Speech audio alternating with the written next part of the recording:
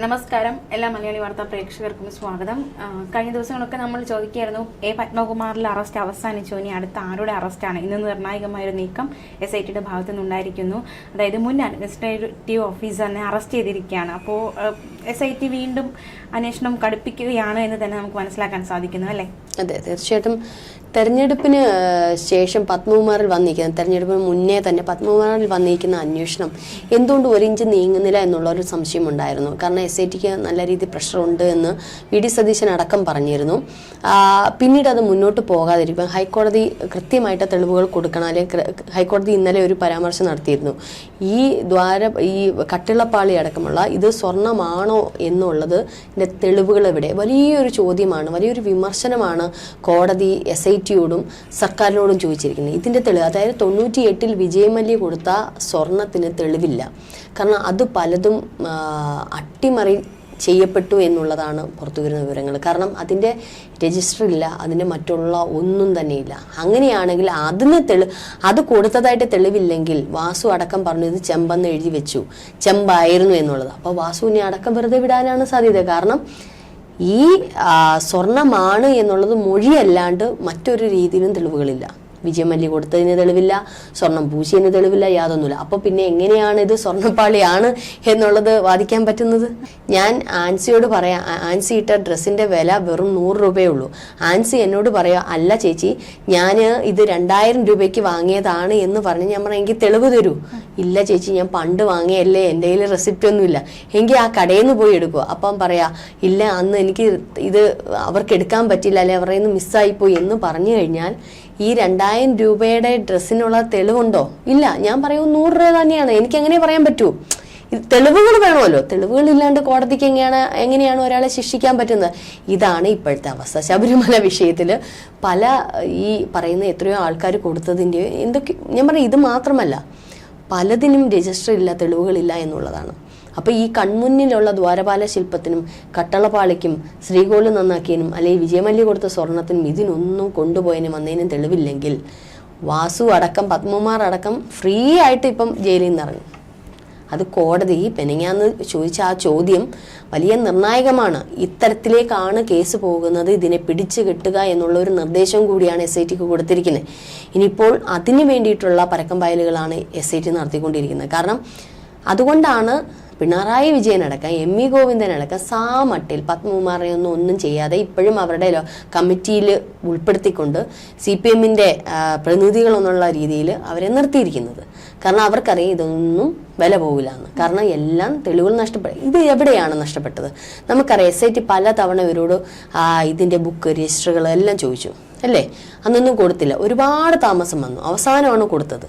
അപ്പോഴെവിടേക്കോ ഇതിനകത്ത് മാറ്റപ്പെട്ടിട്ടുണ്ടായിരിക്കാം, അല്ലെങ്കിൽ ഇതിനകത്ത് മുന്നേ ഉള്ള ആൾക്കാരും രജിസ്റ്റർ ചെയ്തിട്ടുണ്ടായിരിക്കത്തില്ല.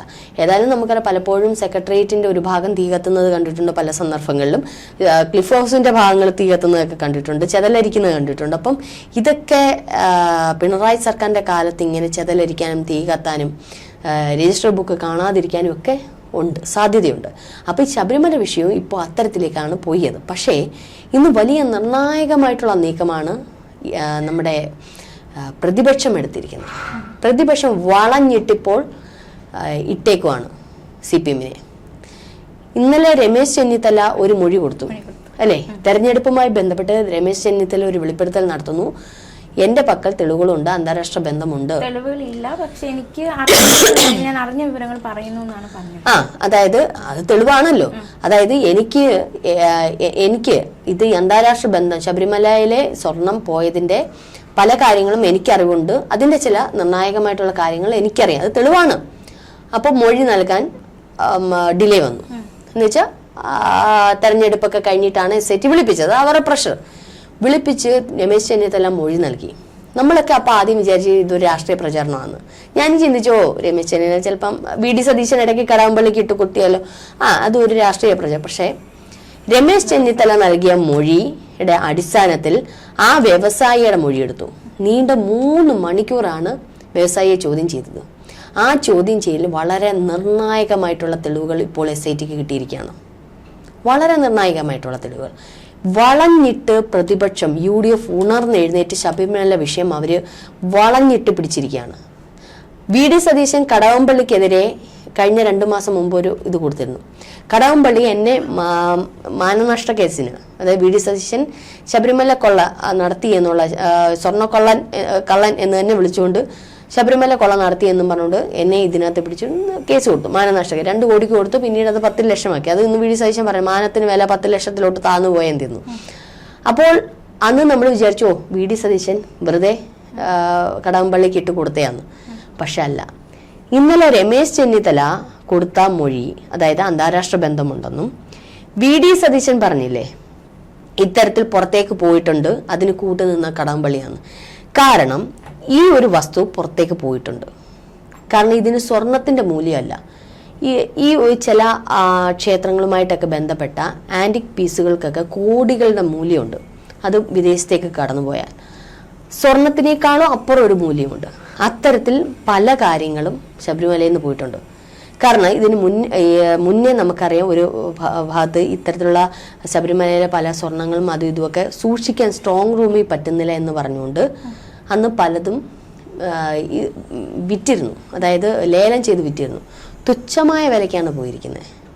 പക്ഷെ അതെല്ലാം പല ആൻറ്റിക് പീസുകളുണ്ട് അതിനകത്ത്. അതൊക്കെ എത്ര കോടിയുടെ മുതലാണെന്നറിയോ?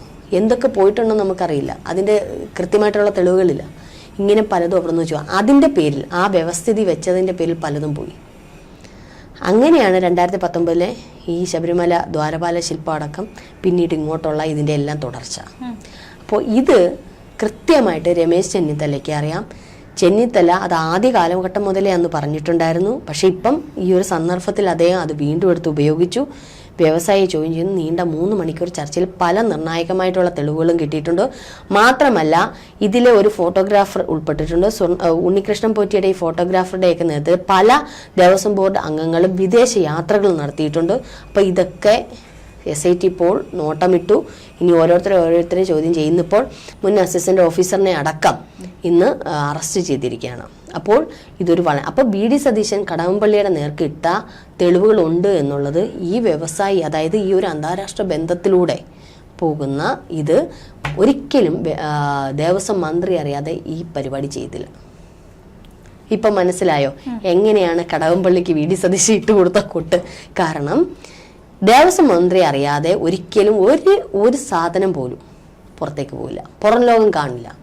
അപ്പം ദേവസ്വം മന്ത്രിയുടെ അനുവാദത്തോടു കൂടി ദേവസ്വം ബോർഡ്, പത്മകുമാർ എന്താണ് പറഞ്ഞേ, ദൈവതുല്യരായിട്ടുള്ള ചിലരെ എനിക്ക് ഉള്ളതുകൊണ്ടാണ്, ദൈവതുല്യരായിട്ടുള്ള ചിലരും ഇതിനകത്തുണ്ട് എന്നുള്ളതല്ലേ. മാത്രമല്ല എന്താണ് അവസാനം പറഞ്ഞേ, ദേവസ്വം ബോർഡ് മാത്രമല്ല ഇതിന് ഉന്നതരും ഉണ്ട്. വാസു എന്താണ് പറഞ്ഞത്? ഇത് തന്നെയല്ലേ പറഞ്ഞേ. ഉണ്ണികൃഷ്ണൻ പോറ്റി എന്താണ് പറഞ്ഞത്? ഇത് തന്നെയാണ് പറഞ്ഞത്. അപ്പം ദേവസ്വം ബോർഡ് എല്ലാ അംഗങ്ങളും ഉണ്ട്, ദേവസ്വം ബോർഡിലെ എല്ലാ ആൾക്കാരും ഇതിനകത്ത് ഉൾപ്പെട്ടിട്ടുണ്ട്. ഒപ്പം ദേവസ്വം ബോർഡിനെ നിയന്ത്രിക്കുന്ന ദേവസ്വം മന്ത്രിയും സർക്കാരും ഇതിനകത്ത് ഉൾപ്പെട്ടിട്ടുണ്ട്. അതിലേക്കാണ് പോകുന്നത്. ഇനി കുറച്ച് ദേവസ്വം ബോർഡ് ഉദ്യോഗസ്ഥർ, ജയശ്രീ അടക്കമുള്ള, ജയശ്രീ ചോദ്യം ചെയ്യാൻ പറ്റില്ല, അവർക്ക് ആരോഗ്യപരമായിട്ട് പല ഇതുള്ളത് കൊണ്ട് കസ്റ്റഡി എടുത്ത് ചോദ്യം ചെയ്യാൻ പറ്റത്തില്ല, അല്ലാതെ ചോദ്യം ചെയ്യും. ഇപ്പോൾ ഇനിയിപ്പോൾ അടുത്തതിലേക്ക് ഒരു 2-3 പേരും കൂടെ കഴിഞ്ഞാൽ നേരെ കടകംപള്ളിയാണ്. അതിലേക്ക് തന്നെയാണ് പോകുന്നത്. കടകംപള്ളിയുടെ മാനനഷ്ട കേസ് അത് VD സതീശൻ ഇന്നും ഉറച്ചു നിൽക്കുകയാണ്. ഞാനങ്ങനെ പറഞ്ഞു, ഒരാണ്ണു വിട മാറത്തില്ലെന്നാണ് പറഞ്ഞിരിക്കുന്നത്. ഞാൻ അണ്ണു വിട മാറില്ല, നിങ്ങൾ കേസ് കൊടുത്തോ എന്നാ. അതിൻ്റെ കൃത്യമായിട്ടുള്ള തെളിവുകളും കൃത്യമായിട്ടുള്ള കാര്യങ്ങളും അവർക്ക് കിട്ടിയിട്ടുണ്ട്. പ്രതിപക്ഷം അത് വലിയൊരു ആയുധമാക്കി തന്നെ എടുത്തിരിക്കുകയാണ്. കാരണം നിയമസഭാ തെരഞ്ഞെടുപ്പിൽ ശബരിമല വിഷയം തന്നെ ആയുധമാക്കി എടുത്തുകൊണ്ട് തന്നെ പ്രചരിപ്പിക്കാനാണ് പ്രതിപക്ഷത്തിന്റെ തീരുമാനം. ഇതുവരെ തണുത്തിരുന്ന പ്രതിപക്ഷം ശബരിമല വിഷയം തന്നെ, സ്വാമിയെ എന്തുവായിരുന്നു, പോറ്റിയെ കേറ്റിയെ സ്വർണം ചെമ്പായി മാറ്റിയ പാട്ടങ്ങ് വൻ ഹിറ്റ്. ഇപ്പൊ അതിനെതിരെ നോക്കിക്കോണം, ആ പാട്ടിനെതിരെ പോലും CPM ഇപ്പോൾ പ്രതികരിക്കുന്നുണ്ടെങ്കിൽ അല്ലേ, പ്രതികരിക്കുക എന്തുമാത്രം എഫക്റ്റ് ആയിട്ടുണ്ട് അവർക്ക്, എന്തുമാത്രം എഫക്ട് ചെയ്തിട്ടാ. ഇപ്പൊ അങ്ങനെയാണെങ്കിൽ എത്രയോ, ഇപ്പം പണ്ട് കലാഭവൻ മണി ഇന്ന് പറയുന്നത് കേട്ടോ, ചെറിയ ഫിലിപ്പ് അടക്കം പറയുന്നത് കേട്ടോ, കലാഭവൻ മണി അടക്കം പാടിയിട്ടുണ്ടോ ഈ സ്വാമി അയ്യപ്പന്റെ ഒരു പാട്ട്, കരുണാകരനെതിരെ ഒരു പാട്ട് പാടിയില്ലേ. എത്രയോ ഈ മാപ്പിളപ്പാട്ടുകൾ ഹാസ്യ രൂപത്തിൽ പാടുന്നുണ്ട്. അപ്പൊ അപ്പൊ അവർ എല്ലാവരും പ്രതീക്ഷിക്കണ്ടേ, ഈ സ്വാമി അയ്യപ്പന്റെ ഈ ഒരു പാട്ട് മാത്രമല്ല എത്രയോ പാട്ടുകൾ ഇങ്ങനെ ഇത്തരത്തിൽ പാരടി ഗാനങ്ങളായിട്ടുണ്ട്. അപ്പൊ അതെല്ലാം മാറ്റണ്ടേ. പണ്ട് കാലം മുതലേ ഇങ്ങനെ ഉണ്ടല്ലോ പാരടി ഗാനം. ഇതല്ല, അവർക്കത് അങ്ങോട്ട് ആ പാട്ട് കേൾക്കുമ്പം അവർക്ക് അങ്ങോട്ട് അക്സെപ്റ്റ് ചെയ്യാൻ പറ്റത്തില്ല. സഖാക്കന്മാരുണ്ടല്ലോ അതിനകത്ത്, നല്ല അർത്ഥവത്തായിട്ടുള്ള പാട്ട്, ഇത്രയും ഒരു ഫേമസ് ആയിട്ടില്ല. എന്തെല്ലാം പാട്ടുകളുണ്ട്, പക്ഷെ ഈ ഒരു പാട്ട് ഇങ്ങനെ കയറി വൈറലാകുമെന്ന് പ്രതീക്ഷിച്ചിട്ടില്ല. പക്ഷെ ആ ഒറ്റ പാട്ടിലാണ് ഒരുപക്ഷെ UDF-ന്റെ പ്രചരണം പകുതിയും ഈ പാട്ടിലൂടെ പോയത്. കാരണം ഈ ഒറ്റ പാട്ടങ്ങ് എല്ലാവരിലും അങ്ങ് കയറി അങ്ങ് പിടിക്കാറുണ്ട്. കാരണം നല്ല അർത്ഥമുള്ള വരികളാണ്, ഒന്നും പറയണ്ട, അതിനകത്തെല്ലാം ഉണ്ട്, എല്ലാ ചെയ്തികളും അതിനകത്തുണ്ട്, പ്രത്യേകിച്ച് ഒന്നും പറയാനില്ല. അപ്പൊ ആ ഒരു പാട്ട് പോലും വേണ്ട എന്ന് വെക്കണമെങ്കിൽ അത് പാർട്ടിക്ക് അങ്ങോട്ട് ദഹിക്കുന്നില്ല. അത് ഇനിയും ജനം ഏറ്റ് പാടിക്കൊണ്ടിരിക്കുമെന്ന് അറിയാം. പല വിപ്ലവ ഗാനങ്ങളെ പോലെ തന്നെ ഇത് ഇടയ്ക്കിടയ്ക്ക് എല്ലാ തെരഞ്ഞെടുപ്പിനും ഇത് വരും. അതുകൊണ്ട് ഇത് ഇപ്പോഴേ നിർത്തലാക്കണം എന്നുള്ള രീതിയിലാണ് ഇപ്പൊ കോടതി പോയിരിക്കുന്നത്. പക്ഷെ അതൊന്നും വലിയ വില പോവില്ല, ഇനിയും ജനം അത് ഏറ്റ് പാടിക്കൊണ്ടേയിരിക്കും. കാരണം ശബരിമല വിഷയം എന്ന് പറയുന്നത് അത് വേറെ, അതിനകത്ത് ഇട്ട് കളിക്കരുതായിരുന്നു. ക്ഷേത്രങ്ങളിൽ പള്ളികളിലൊക്കെ ഇട്ട് കളിക്കുമ്പോൾ സൂക്ഷിക്കും. മറ്റുള്ള അഴിമതി പോലെ അല്ല, അത് വിശ്വാസികളുടെയാണ്. വിശ്വാസികളുടെ ആരാധനാലയത്തിൽ അത് കൈയിട്ട് വാരുക അല്ലെങ്കിൽ അത്തരത്തിലുള്ള ഇത് ചെയ്യുക എന്ന് പറയുന്നത് അത് വലിയൊരു പണി തന്നെയായിരിക്കും. ഇതായപ്പം കൃത്യമായിട്ടുള്ള പണികൾ കൊടുത്തുകൊണ്ടേയിരിക്കുന്നുണ്ടല്ലോ. അപ്പം ഈ ഒരു വിഷയത്തിൽ തീർച്ചയായിട്ടും SITക്ക് ഇനി ഇതിൽ നിന്ന് പിന്മാറാനോ അല്ലെങ്കിൽ ഇതിൽ എത്ര പ്രഷർ കൊടുത്താലും അവർക്ക് മാറാം. കാരണം ഇനിയിപ്പോൾ ഏകദേശം തദ്ദേശ തെരഞ്ഞെടുപ്പ് വന്നു, തരംഗം മാറി, UDF തരംഗത്തിലോട്ട് മാറി. ഇനി പോലീസുകാർക്കും പിണറായി പോലീസുകാർ ഇനി പിണറായി കൂടുതൽ താങ്ങുമെന്നോ ഈ പറയുന്ന മറ്റേതെങ്കിലും തരത്തിൽ ഇവർക്ക് സപ്പോർട്ടായിട്ട് നിൽക്കുമെന്നൊന്നും പ്രതീക്ഷിക്കണം. ഇനി ശരിയായിട്ടുള്ള രീതിയിൽ അന്വേഷണം നടത്തും. കാരണം ഒരു തരത്തിൽ ഇനി പോലീസുകാർക്ക് ഒരു ഭയം ഇനി ഉണ്ടാകും. പ്രഷർ കൊടുത്താൽ അവരത് അംഗീകരിക്കണമെന്നില്ല. കാരണം ഇനി അടുത്ത സർക്കാർ മാറി വരും എന്നുള്ളത് ഏകദേശം ഉറപ്പായി. UDF സർക്കാർ വന്നു കഴിഞ്ഞാൽ തന്നെ ഈ ശബരിമല വിഷയം വീണ്ടും വലിയ രീതിയിൽ, മാത്രമല്ല ഇനിയിപ്പോൾ CBI അന്വേഷണത്തിലേക്കായിരിക്കും ഇനി പോകുന്നത് കാര്യങ്ങൾ. കാരണം ഇത് വലിയ അന്താരാഷ്ട്ര ബന്ധമൊക്കെ ഉണ്ടെങ്കിൽ CBI അന്വേഷണം വരും. അപ്പൊ ED ഇനിയിപ്പോൾ വീണ്ടും ഹർജി കൊടുക്കുകയാണ്. ഈ EDയുടെ ഹർജി ഇനിയിപ്പോൾ പരിഗണിക്കുമോ എന്നുള്ളത് അറിയില്ല. പക്ഷേ എന്നാലും CBI അന്വേഷണം കുറച്ചുകൂടി വരാൻ സാധ്യതയുണ്ട് ഇതിൻ്റെ മേലെ. അതുകൊണ്ട് തന്നെ SIT ഉദ്യോഗസ്ഥർ നല്ല രീതിയിൽ ഇനിയിപ്പോൾ ഒരു അന്വേഷണം നടത്തും. ഇനി ഒരു ഡിലേ വരാൻ സാധ്യതയില്ല. കാരണം കുറച്ചുകൂടെ രൂക്ഷമായിട്ടുണ്ട്. കാരണം ഇതൊരു അന്താരാഷ്ട്ര ബന്ധത്തിലേക്ക് ഉണ്ട് എന്നുള്ള തരത്തിലൊക്കെ വന്നപ്പോഴേക്കും കുറച്ചുകൂടെ രൂക്ഷമായിട്ടുണ്ട്. അപ്പോൾ എത്ര തെളിവുകൾ നശിപ്പിച്ചാലും ഈ ഒരു വിഷയത്തിൽ ആരൊക്കെ ഇതിനകത്തുണ്ടോ അവരെല്ലാം തൂക്കുമെന്നുള്ളത് ഉറപ്പാണ്. ഏതായാലും കടകംപള്ളിയിലേക്ക് നിയമസഭാ തെരഞ്ഞെടുപ്പിന് മുമ്പെങ്കിലും തിരിയല്ലേ എന്നാണ് ഇപ്പോൾ CPM പ്രാർത്ഥിക്കുന്നത്. കാരണം ഇതിനകത്ത് ദേവസ്വം മന്ത്രി ഉൾപ്പെടുക തന്നെ ചെയ്യും. കാരണം അദ്ദേഹത്തിന്റെ അധികാര പരിധിയിൽ നിൽക്കുന്ന ക്ഷേത്രമാണ്. അപ്പൊ അദ്ദേഹത്തിന് അനുവാദമില്ലാത്ത ഒരു സാധനം പുറത്തേക്ക് പോവില്ല. അദ്ദേഹത്തിന് ഇന്നിപ്പോ വീണ്ടും SIT വീണ്ടും റിപ്പീറ്റ് അടിച്ച് ക്വസ്റ്റ്യൻ മൊഴിയെടുക്കാൻ വീണ്ടും വിളിപ്പിച്ചിട്ടുണ്ട് സ്മാർട്ട് ക്രിയേഷൻസിന്റെ ആൾക്കാരെ. അപ്പം SITക്ക് വീണ്ടും എന്തൊക്കെയോ ചില കാര്യങ്ങൾ കിട്ടിയിട്ടുണ്ട്. സ്മാർട്ട് ക്രിയേഷൻ പറയുന്നതിൽ എന്തൊക്കെയോ ഒരു വൈരുദ്ധ്യം, ഗോവർദ്ധനെ അടക്കം വിളിപ്പിച്ച് ചോദ്യം ചെയ്യാൻ വിളിപ്പിക്കുകയാണ്.